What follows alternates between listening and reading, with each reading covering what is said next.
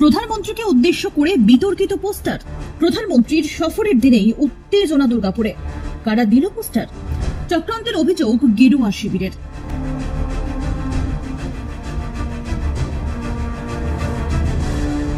প্রধানমন্ত্রীর সফরকে কেন্দ্র করে সেজে উঠেছিল শিল্পনগরী, কিন্তু তাল কাটল শুরুতেই।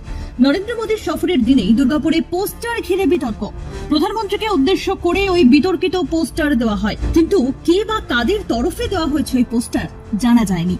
শুক্রবার সকালে দুর্গাপুরের প্রাণকেন্দ্র সিটি সেন্টারের গান্ধী মোড়ে ওই পোস্টার নজরে আসে।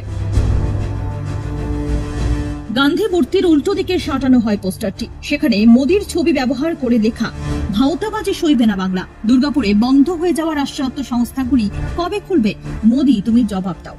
কিন্তু এই পোস্টার কাদের তরফে দেওয়া হয়েছে সেই বিষয়ে কোনো কিছু উল্লেখ করা নেই, আর তাতেই বেড়েছে বিতর্ক। প্রধানমন্ত্রীর সভার দিনে এমন পোস্টার ঘিরে অস্বস্তি পদ্ম শিবিরেও।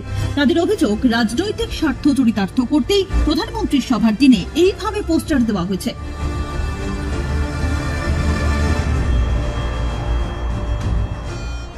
যদিও চোখে পড়া মাত্রই বিজেপি কর্মী সমর্থকরা ওই পোস্টার খুলে দেওয়ার ব্যবস্থা করেন। শিল্পাঞ্চলে কর্মসংস্থানের অভাব, বন্ধ হয়ে যাওয়া কারখানা খোলার দাবি দীর্ঘদিনের। মোদীর সভার দিন সেই সব ইস্যুকে হাতিয়ার করে পোস্টার পড়ায় রাজনৈতিক উত্তেজনা আরো তীব্র হয়েছে। ব্যুরো রিপোর্ট, নজরে কলকাতা।